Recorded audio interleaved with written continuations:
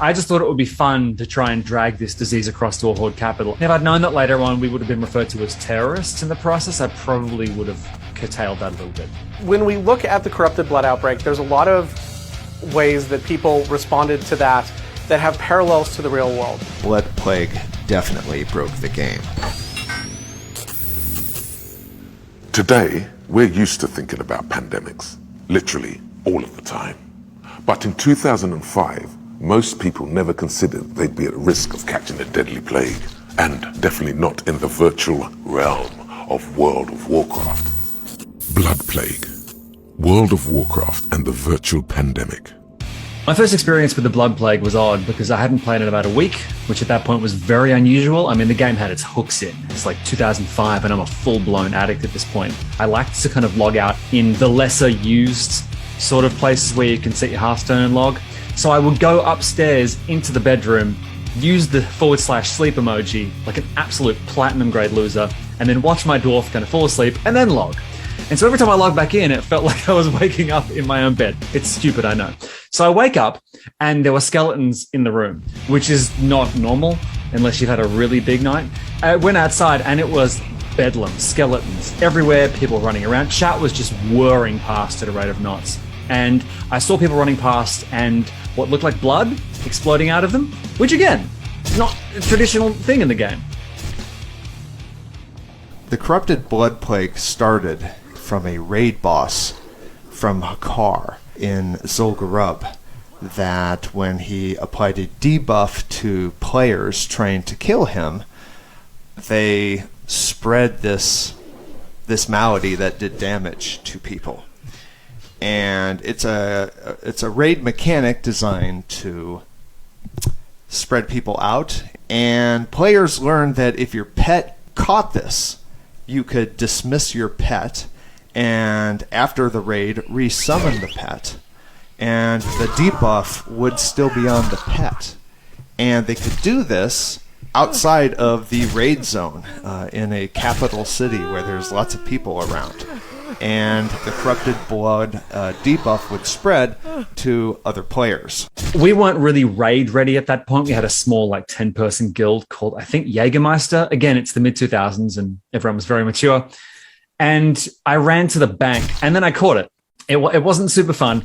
Mainly, I saw people running for their lives, spamming chat. Occasionally, you'd see all caps, like log out now. And every few days, you'd log in and just find more and more skeletons. Tried to explain it to my girlfriend at the time.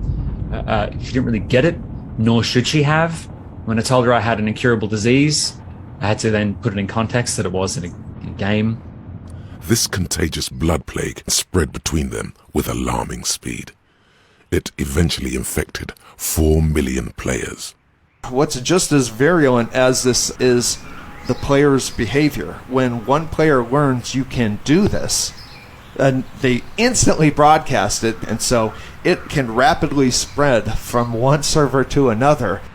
World of Warcraft may be just a game, but the Blood Plague became a case study for scientists who used it to model the spread of real-world pandemics. I'm Eric Lofgren. I'm an assistant professor of epidemiology at Washington State University, and I studied the corrupted blood outbreak in the World of Warcraft. Somewhat surprisingly, for a paper I wrote over a decade ago, there have been a lot of parallels between the corrupted blood epidemic in the World of Warcraft and the current COVID-19 pandemic. So I was playing World of Warcraft when the corrupted blood outbreak started. Out of curiosity, because I am an epidemiologist and a bit of a nerd, I created a very low-level gnome character on one server that was experiencing it. What I saw when I got there was essentially a great many skeletons, and that's essentially what gets left behind when a character dies, followed by my character getting in range of somebody, a sort of pixelated burst of blood, and then my character dying.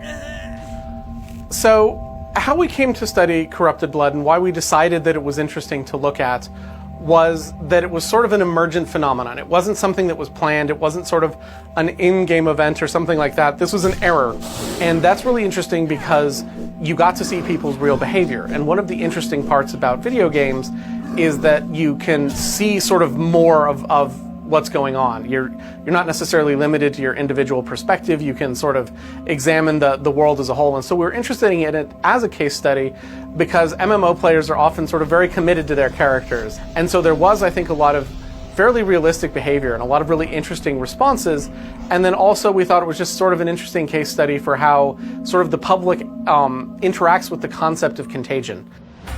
Rumors of players maliciously spreading the blood plague abound as Blizzard desperately scrambles to find a patch. When a player dies, they leave a skeleton. There must have been a carpet of bodies just covering the capital cities, which is, it's very creepy and it's very unsettling. A screenshot of that from a game that you don't understand would have actually alarmed a lot of people. The blood plague definitely broke the game. Within hours of the first infections, corrupted blood turned entire cities into ghost towns. Developers at Blizzard say they're baffled by the sudden emergence of the plague. Unfortunately, the corrupted blood plague was designed to kill a raid if the raid doesn't spread out. It's designed to kill players who are not socially distancing. Panic sweeps across Azeroth as players flee populated areas, yet the virus keeps spreading. The first few hours of the Blood Plague, it felt fun and interesting and weird, like a weather phenomenon, like an earthquake. And it just did feel like a kind of weird, unique moment in gaming history. And it got twice as exciting when we realized they didn't mean it to go that way, right? The idea that the game could break free of the confines of what it's meant to do and create some sort of weird role-playing maelstrom was really exciting. The aftermath of something like this is, it's usually the punchline of a lot of jokes. Anybody who missed it is very sorry that they missed it. It's something that, again, bragging rights to say that you were there at the time. A month after its appearance, the blood plague had finally been stopped.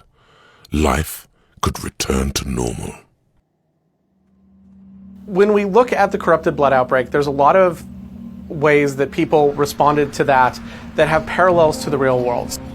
People were warning people, if you can stay away from the capital cities, stay away.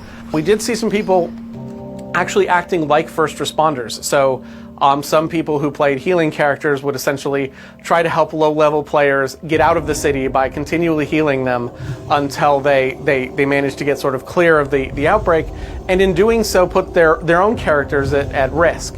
We saw people starting to engage with sort of risk mitigation behavior. So, oh, maybe I don't need to go to the auction house for a couple days while this all works itself out, or, sort of tracking rumors and things like that. The blood plague itself, I think, was a really interesting sociology experiment that just happened to be there. And it's informed so much research and practice throughout the world in medicine and how easy things are transmissible. And I think that's a wonderful thing that the game itself unintentionally broke and gave us. While some players risked catching the plague to help, others deliberately spread the virus. We were lowbies. I think it was like level 35, 40. I was a Beastmaster Hunter, and my guy was called Fangoria, and he's he's love of my life, amazing character. And I had just never seen a Horde capital city because I was very much married to the idea of the Alliance. I'd always wanted to see Orgrimmar, and I thought, look, why don't we just try and tow the disease out? And this occurred to me intuitively, and we all kind of agreed it'd be fun to do like a graveyard run and just sort of drag it incrementally all the way. I think we were heading down via Menethil, then getting on boats, and that was the plan. But yeah, it was something we came up with fairly organically, and we didn't get that far because frankly it was just starting to eat into our repair costs and we were getting frustrated. But God, can you imagine having dragged this thing into capital cities? When I heard later on that people had successfully spread this thing maliciously and kind of broken through that boredom barrier, I was really confused because the level of dedication and spite that takes.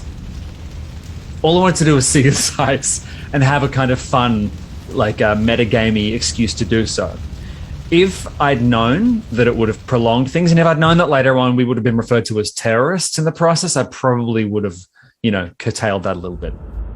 The team at Blizzard had no idea the plague that almost destroyed their game had genuine scientific value.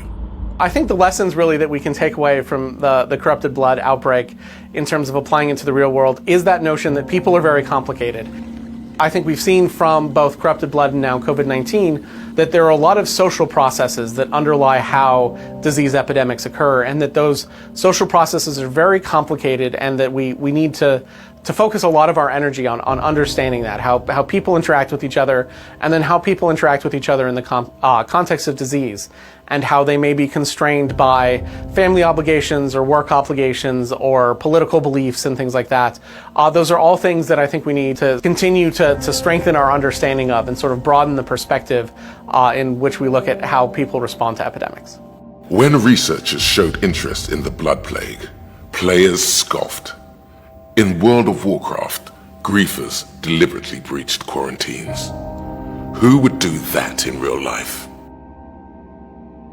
As the COVID-19 pandemic taught us, real-life people do a lot of things that don't make a lick of sense.